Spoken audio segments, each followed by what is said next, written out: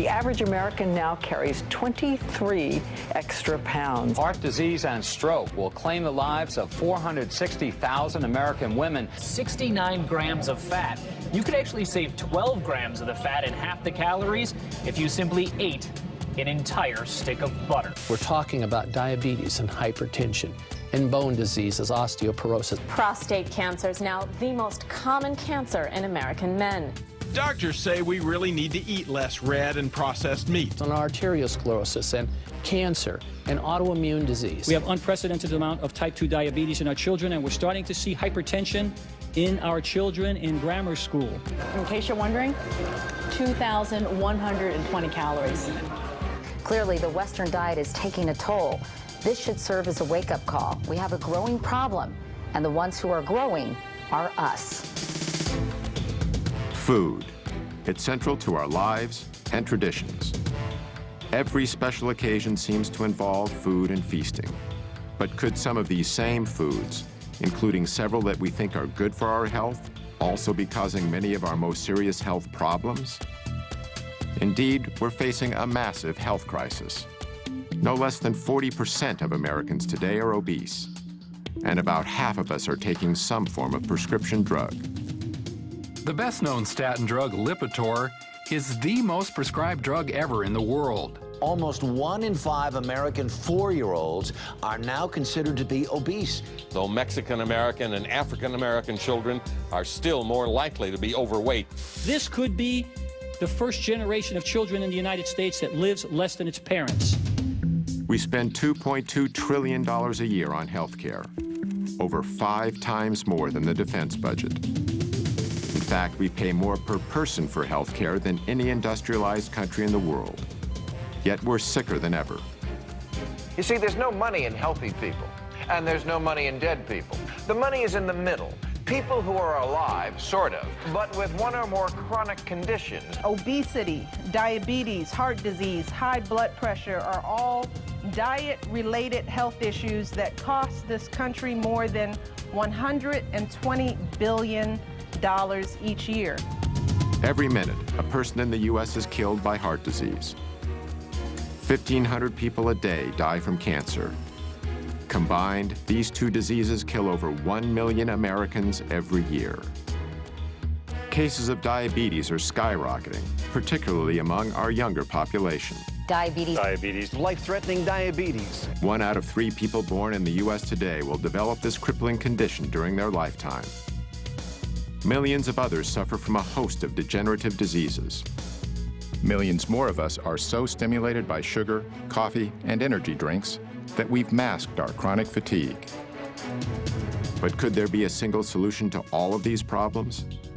A solution so comprehensive, yet so straightforward, that it's mind-boggling that more of us haven't taken it seriously? Someone has to stand up and say that the answer isn't another pill. The answer is spinach.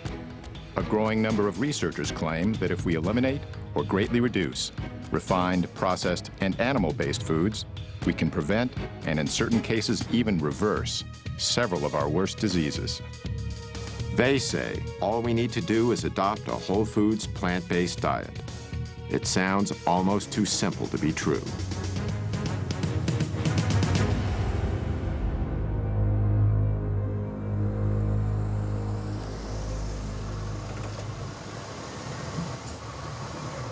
You might not expect someone like me to explore the connection between diet and disease. On my way over, I drank these 2 Red Bulls. I also had a 12-ounce Coke and another half of a 12-ounce Coke. I haven't always lived the healthiest lifestyle, and I've eaten more than my share of fast food. But as part of my effort to learn more about the link between food and health, I visited 2 physicians in Los Angeles, Dr. Matt Letterman and Dr. Alona Pulday. Hi. How you doing? Lee, nice to meet you. Nice to meet you too. Is Dr. Pulday? Dr. Pulday, pleasure to meet you too. Both are MDs. Dr. Letterman was trained in internal medicine and Dr. Pulday in family practice. They incorporate a whole plant foods nutrition plan into the treatment of their patients. So let's get started on that, and then we'll do some talking. 142.82. I found out a lot more than I expected. Like a lot of Americans, I thought my health was pretty good. I had no major diseases that I knew of. But I hadn't had a thorough checkup in a while, so I decided to get one. When Dr. Letterman gave me the results, it was a real wake-up call. I gotta say, I'm kind of shocked. I'm really worried about my blood work numbers. 240 and 241 for my cholesterol is way higher than it's ever been. I got this 6 number. That, to me, is the most worrying number I got. The 6 number was the result of something called a CRP test, which measures the inflammation in my heart and blood vessels. This put me in the high-risk category for a heart attack. So I committed to a 12-week nutrition program under Dr. Letterman's supervision. The plan was to treat my health problems by eating a whole foods, plant-based diet.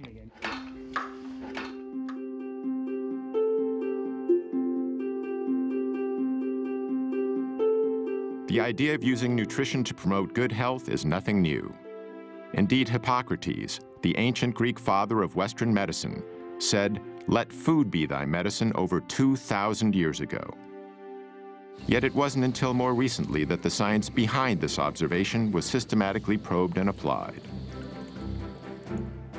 2 researchers who've made groundbreaking contributions to this effort are Dr. Colin Campbell and Dr. Caldwell Esselstyn. Born just a few months apart in 1933 and 34, they each grew up on farms. Campbell's childhood farm is in rural Virginia, where his family raised dairy cattle and milked cows. My dad and mother moved here in 1943 when I was 9 years old. And during that time, we had a dairy of about somewhere between 20 and 30 cows, which in those days was a modest, medium-sized dairy. At the time, milk was believed to be nature's perfect food.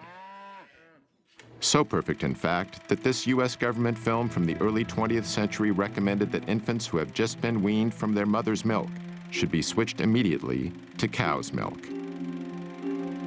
That was the excitement of doing something, producing nature's perfect food, if you will. Established in 1675, the Esselstyn's farm is in upstate New York. On these rolling hillsides, they grazed both beef and dairy cattle. This was sort of like the nerve center of the operation in a way? More or less, absolutely. This is sort of the epicenter around these barns. This is the way farming was done in that era. And so this is sort of where you learned the craft of the trade of farming. How old were you when you moved here again? 7. I didn't start driving the tractor till I was 8 years old. Well, a late bloomer, right? Exactly. But I enjoyed it, and I really got a great kick out of doing the farm work. Although they didn't know each other yet, farm life had a deep and lasting influence on both Campbell and Esselstyn. To make it successful, you had to have persistence, staying power, and tenacity of purpose. I guess it's ironic in the sense that we're both now advocating, not consuming the products that we were busy actually producing with our families. During Campbell and Esselstyn's lifetimes, the American diet has changed dramatically. Near the beginning of the 20th century, Americans each ate about 120 pounds of meat annually. By 2007, that figure had exploded to no less than 222 pounds. In 1913, we ate about 40 pounds of processed sugar each per year. However, by 1999, our consumption of all refined sweeteners had risen to over 147 pounds. In 1909, Americans consumed around 294 pounds of dairy products apiece. But by 2006, our yearly intake of dairy had more than doubled to 605 pounds. By the early 1950s, Campbell was off to college at Penn State, while Esselstyn went to Yale. As part of Yale's rowing team, Esselstyn won an Olympic gold medal in 1956. During this same decade, the pace of American life was accelerating, even with our food. The late 50s was the heyday of the drive-in burger joint. The supermarket was just beginning to thrive in the newly built post-World War II suburbs. This was when the so-called convenience foods were born, like the legendary foil-wrapped TV dinner, not to mention a host of other tasty processed delicacies devised to make our lives easier and better. By now, Colin Campbell was in graduate school at Cornell University, which had one of the most prestigious nutritional science departments in the country. His research was on animal nutrition and biochemistry. But it was focused more on feeding animals for their ability to be able to produce meat, milk, and eggs, protein containing. And so my own research was focused on protein, making sure we got enough. It was considered to be the vital nutrient. It was one of the first nutrients discovered. And without protein, the animal would die. So it was a life force. And in fact, in even the early 1900s, there were statements made that this is the stuff of civilization itself. Protein was also nearly synonymous with animal-based foods like meat. It still is today, all over America. Why do you think meat is important in our diet? Protein. Protein. Protein. Protein. Protein. Protein. Protein. A lot of protein. We need protein, don't we? We can't live without protein. The idea that plants had protein also didn't come into play until maybe the late 1800s, early 1900s, and then it struggled through the years. No matter what source the protein came from, in the late 1950s, most scientists believed the world needed a lot more of it. We had a lot of starving and malnourished children in the world. And so in my community, in the nutrition community, there were discussions about why so, what could be done. And one of the prominent thoughts was to make sure they get enough protein. I certainly went along with this view. At about the same time, Dr. Caldwell Esselstyn was just beginning his medical career at the world-famous Cleveland Clinic in Cleveland, Ohio. Surgery soon became his specialty. There's something awfully satisfying about if you can remove the disease. For instance, if a patient had gallstones, you could remove them. If it was a gastric ulcer or a stomach ulcer, you'd directly take care of that. If it's a hernia, the same thing. During the 1960s, heart disease was on the rise in the U.S. What doctors commonly call coronary artery disease is usually caused by a condition of the arteries that supply the heart with blood. What happens is that over time, a fatty substance in the bloodstream called cholesterol builds up in the coronary arteries, restricting the blood flow to the heart. This can ultimately cause several problems, from severe chest pain called angina to heart attacks. Cholesterol is a natural substance produced by all animals, including humans, and it's an essential component of our cells' walls. But when we consume dietary cholesterol, which is only found in animal foods like meat, eggs, and dairy products, it tends to stay in the bloodstream. This so-called plaque is what collects on the inside of our blood vessels and is the major cause of coronary artery disease. In the late 1960s, a colleague of Dr. Esselstyn's at the Cleveland Clinic made a major breakthrough in the treatment of this condition. In fact, Esselstyn shared space with him in the clinic's surgical locker room. His name was Dr. Rene Favillaro. Rene really sparkled in the operating room, and in 1967 he did his first bypass graft at the clinic, coronary artery bypass graft. This revolutionary new procedure was accomplished by removing a vein from the patient's leg, then stitching it on the heart's blocked coronary artery to allow the blood to flow around or bypass the blockage. Today, over 500,000 Americans go under the knife annually for heart bypass surgery, costing around $100,000 apiece. These operations alone constitute a staggering total of nearly $50 billion.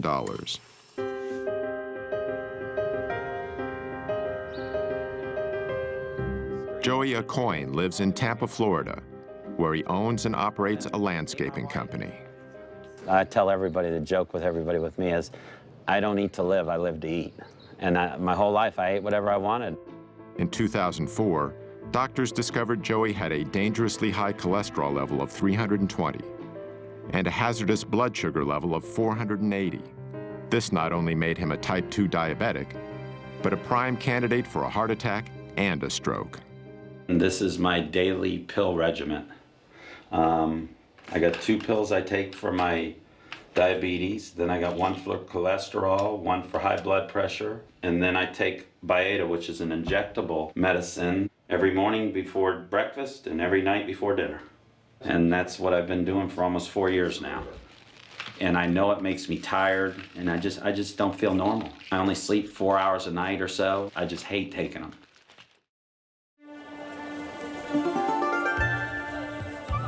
In the mid-1960s, Dr. Campbell was in the Philippines, trying to get more protein to millions of malnourished children. To keep costs down, he and his colleagues decided not to use animal-based protein. The program was beginning to show success. But then Dr. Campbell stumbled onto a piece of information that was extremely important.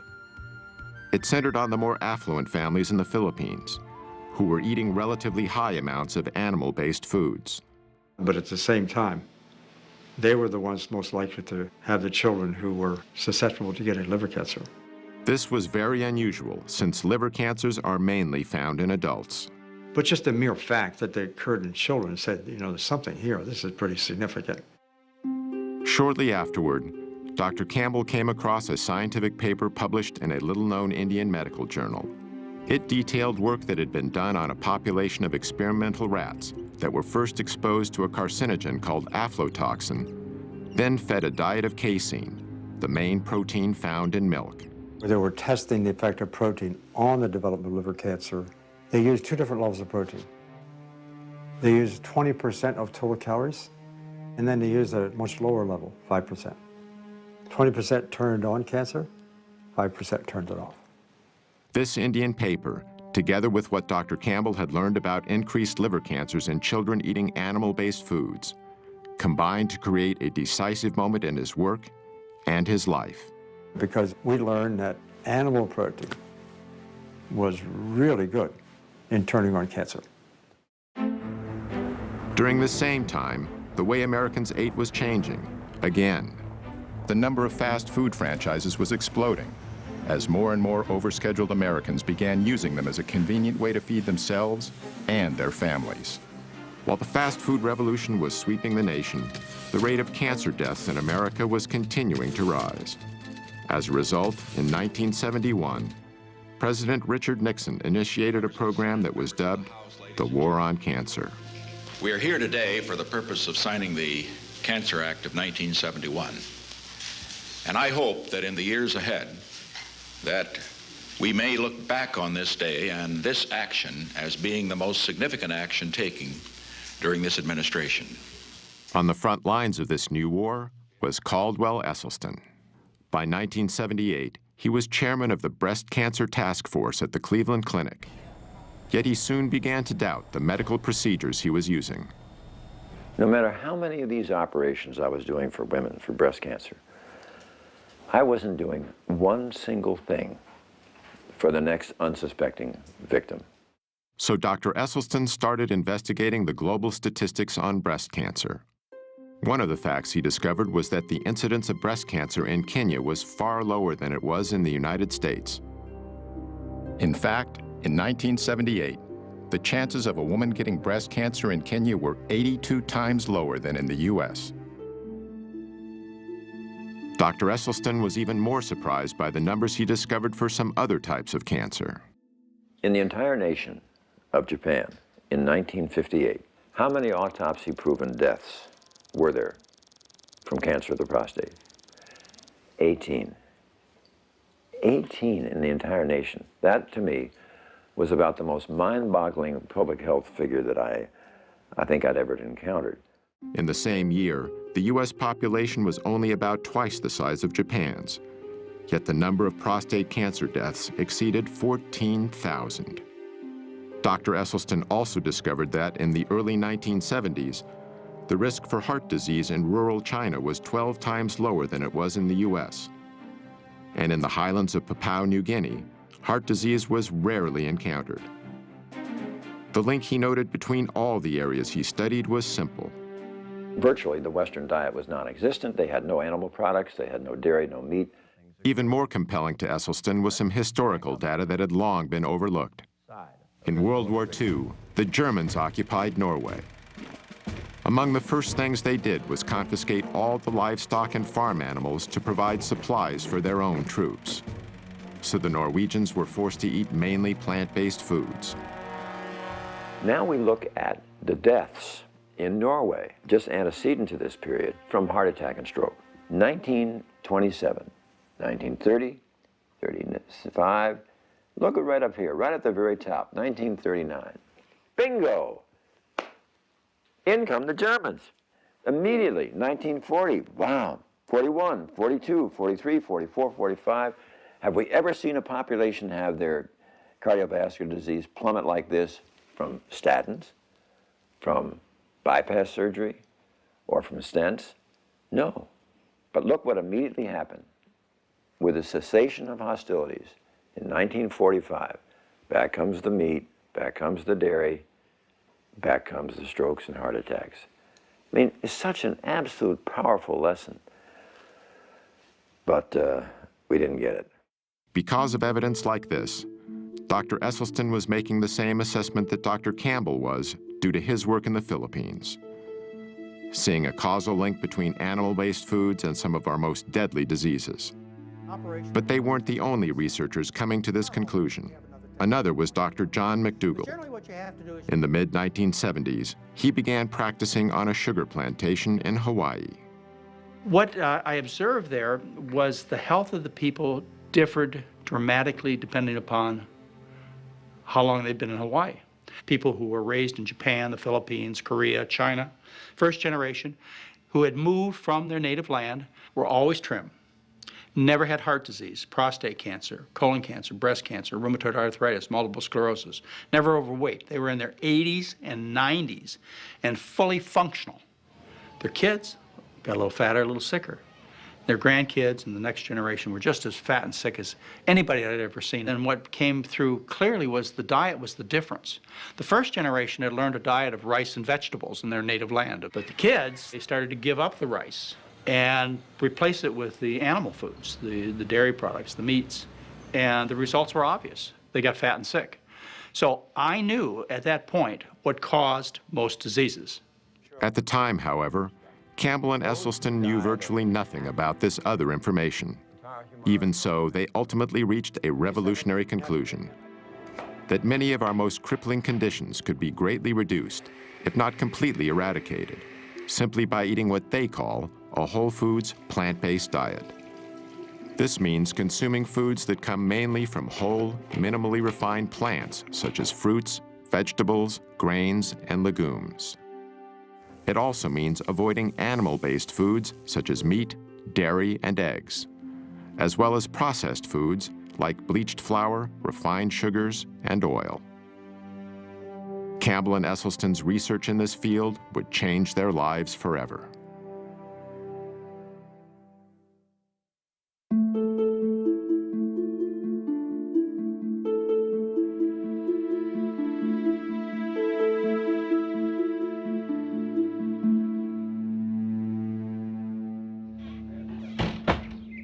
Went through your preliminary form. The goals that I have, tell me if I'm missing any from you, were eliminate your shots and medicines. You want to get off this stuff.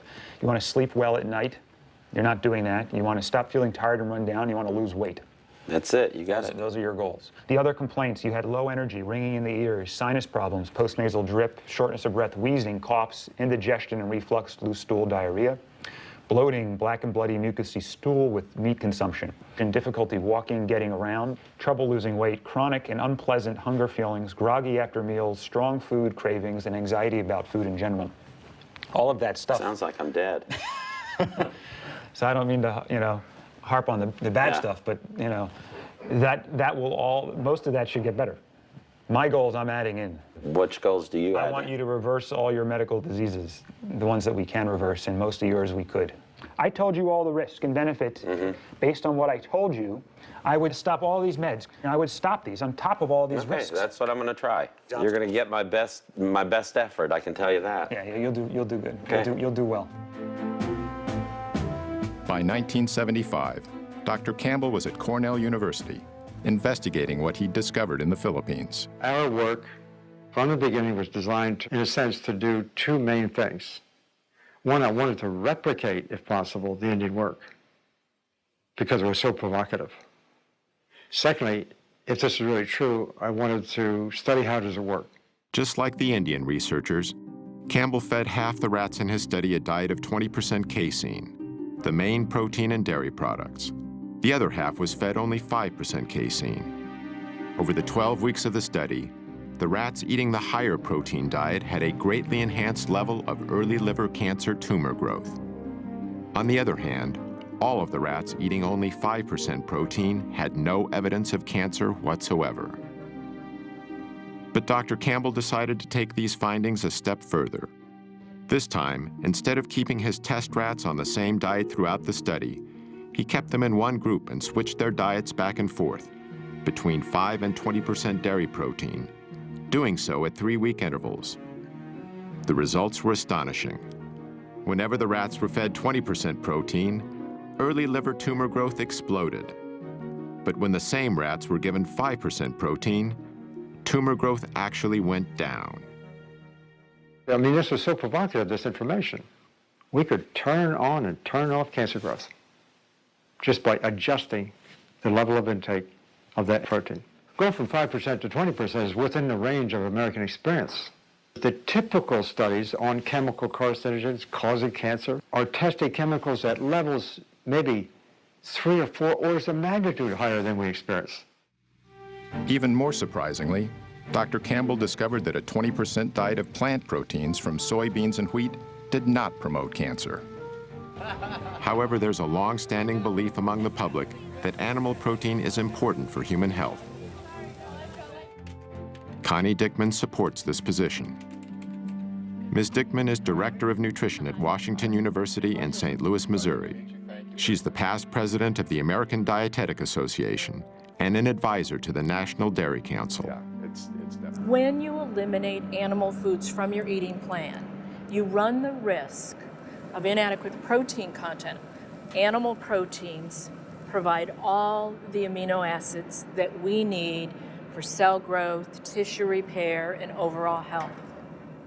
Eating whole foods, it's virtually impossible to be protein deficient without being calorie deficient, because even if you take the foods that have the least amount of protein in it, let's say potatoes, for example, or rice, 8-9%. That's the figure we more or less need. Dr. Campbell's research led him to a conclusion about the way genes, chemicals, and nutrition interact to promote cancer. Cancer starts with genes. It might be genes we're born with, it might be genes that are actually changed by a chemical. So those genes become capable of producing cancer cells. Whether we do or don't get cancer is primarily related to how we promote those cancer cells to grow over time. That's where nutrition comes into play. They go much more rapidly when they were fed animal protein. Dr. Campbell and other nutritional scientists have found that only a small percentage of cancer cases are caused solely by genes. I think the general consensus in my field is that probably not more than 1 or 2% at most is attributed to the genes we may or may not have.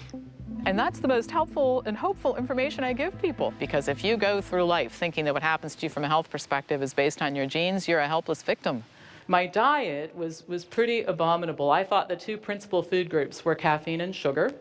Dr. Pam Popper is executive director of the Wellness Forum in Columbus, Ohio, and an expert in the areas of health and nutrition.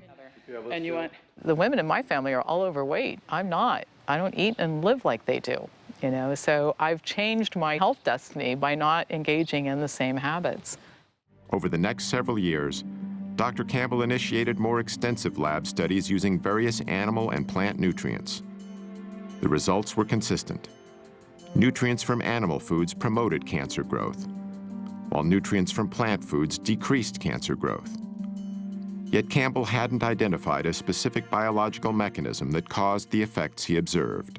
And it finally occurred to me that there was no such thing as the mechanism. What we were looking at was a symphony of mechanisms. We think that nutrition is attributed to individual nutrients, and that's the way it gets marketed, and that's the way the companies tell us, so forth. When in fact, nutrition, all of it working together to create this symphony, the hundreds of thousands of different kinds of chemicals in food, all kind of working together nicely.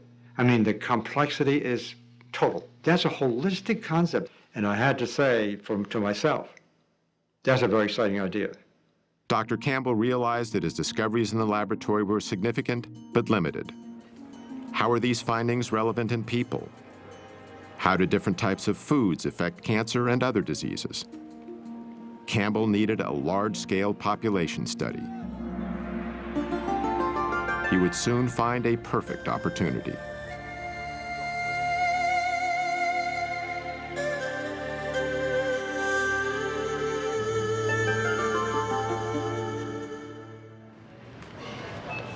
So mangoes are really good. They flavor things really Okay. nicely. That's something you want to get a riper one.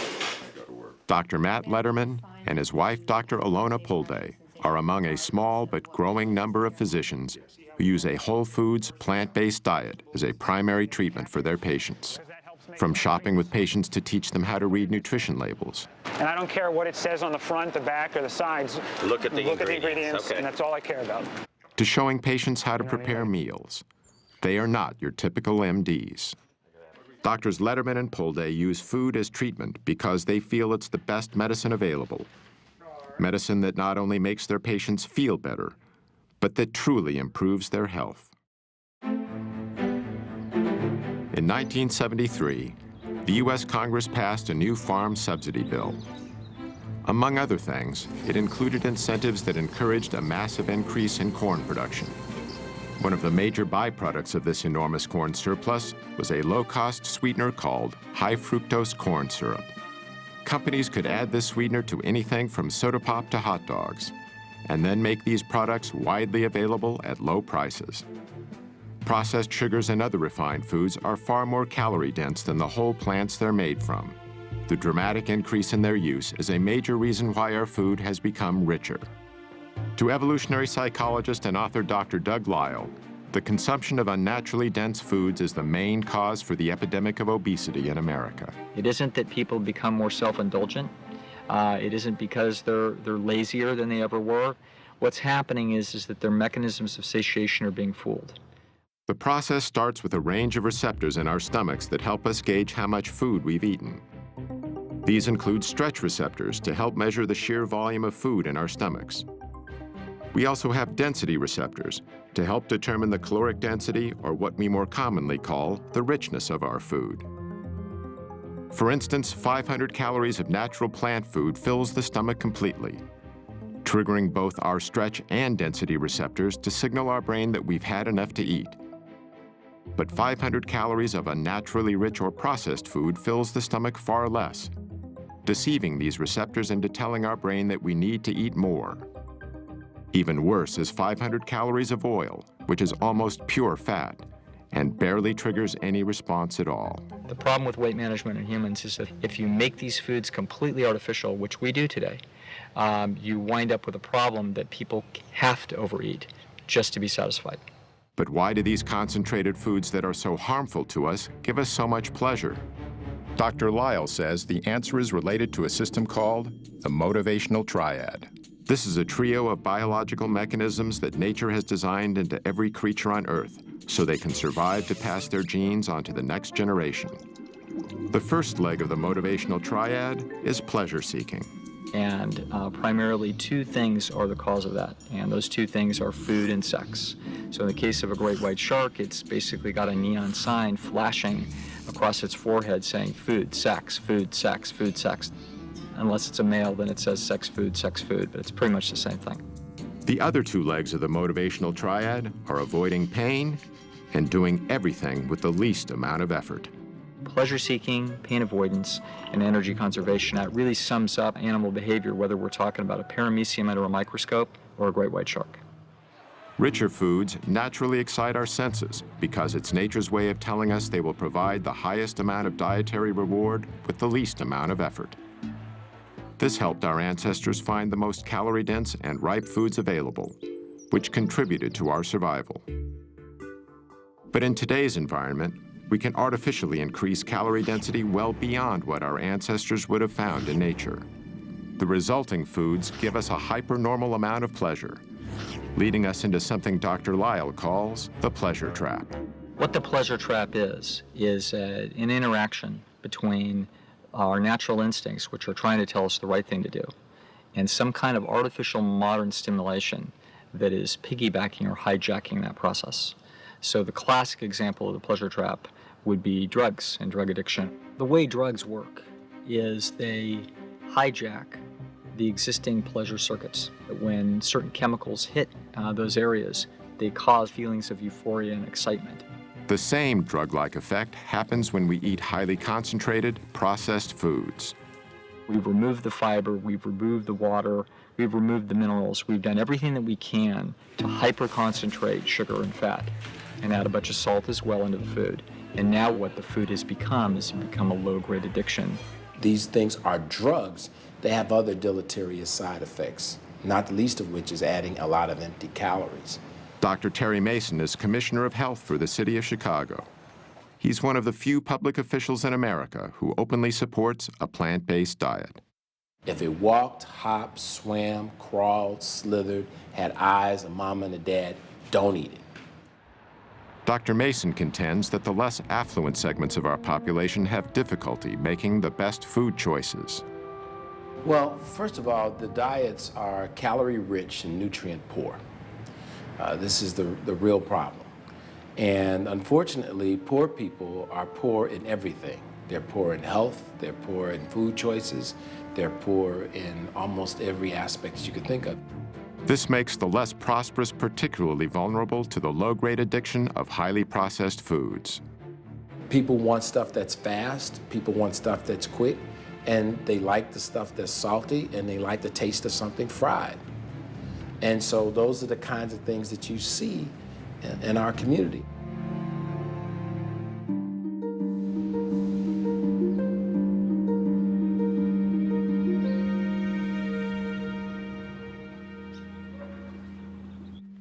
Sandera Nation lives in a quiet suburb in Cleveland, Ohio, with her 5 children.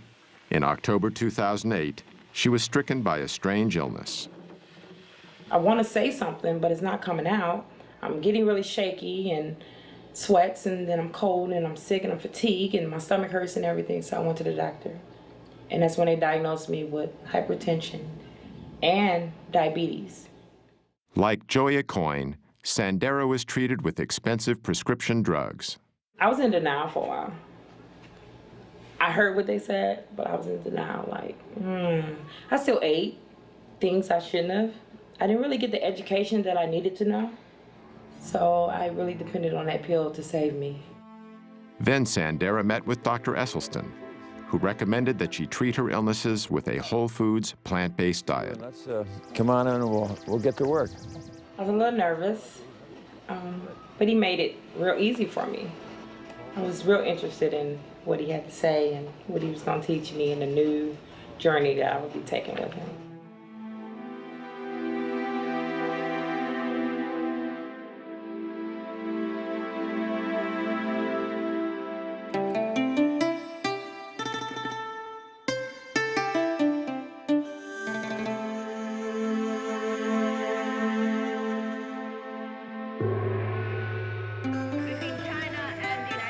In 1974, Chinese Premier Zhou Enlai was hospitalized with bladder cancer.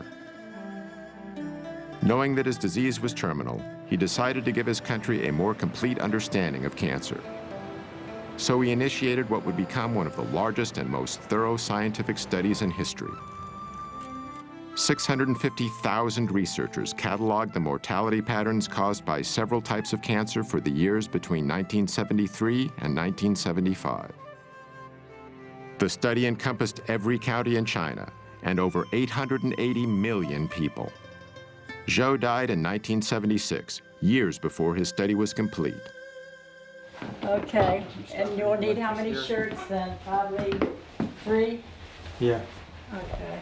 Zhou Enlai's cancer study would ultimately have a major impact on what Dr. Campbell himself has called the capstone of his research.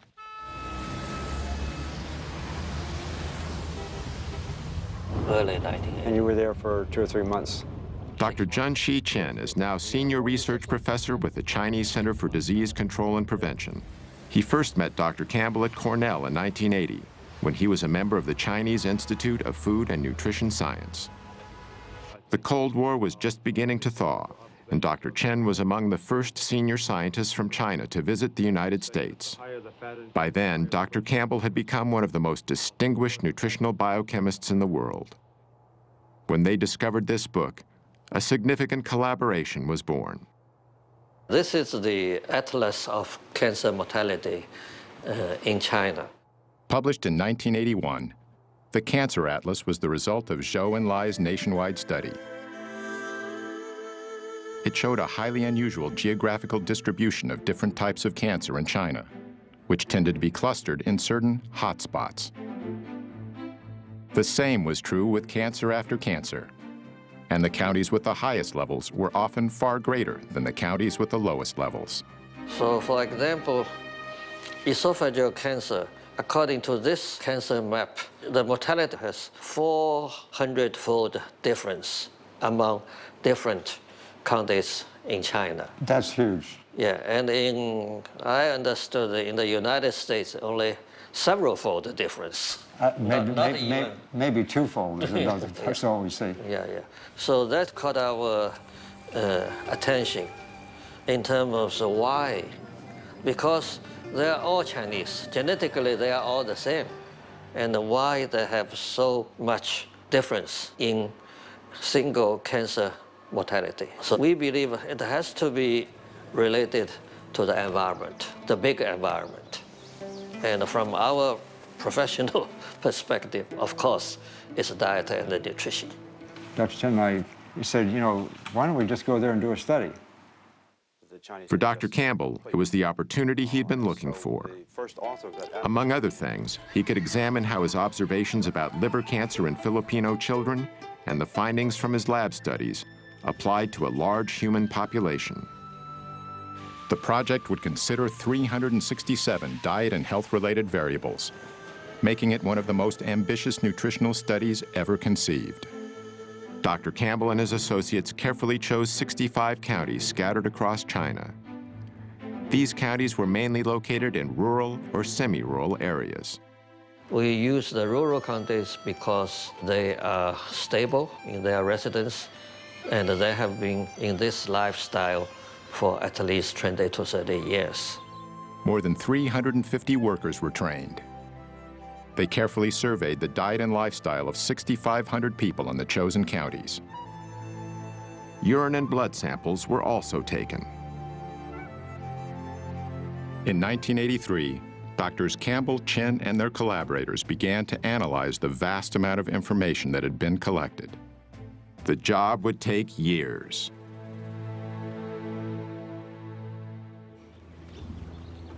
After 8 weeks eating plant-based foods, Joya Coyne was still off all his medications. When I started this, I had all these side effects from medication and from my being so unhealthy, but now I'm getting in better shape every day. I feel more healthy. I very seldom get tired during the day. I just feel so good all the time. This is a scale that I weigh myself on, and it started about 8 weeks ago, way up here around 218, 220, and now it's bouncing between 180 and 185. None of my belts fit. This one here, I actually had to have 2 new holes punched in because I like the belt so much. Nothing fits, I gotta go shopping. It's just everything, all my clothes. A good problem to have. It's been fun for him because I think he's learned, in addition to the fact that he's seeing such great results, that he loves it. I don't think he'll go back to this old ways. He feels too good, and he likes, even if he started to go off a little bit, he feels too good, his energy's too good, he looks younger. And the fact that he would have to go back on all the meds, if he did, I think that that's a huge motivation for him to maintain the lifestyle.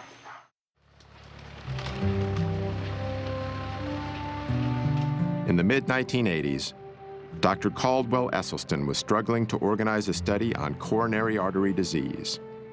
His plan was to put a group of patients on a diet of low-fat plant-based foods, along with small quantities of low-fat dairy products and minimal amounts of cholesterol-reducing drugs. And slowly, over the next 18 months, I got the 24 patients that I had asked for. But the ones they sent me were a little bit sicker than I had thought. These were patients who had failed their first or second bypass operation. They had failed their first or second angioplasty. And there were 5 who were told by their expert cardiologist they would not live out the year. One of the most gravely ill patients was a 59-year-old speech and communications teacher, Evelyn Oswick. Ate all the chocolate candy I could eat, ate every donut I could put my hands on. Oh, I just love things like that. A lot of gravy, And then I have had 2 heart attacks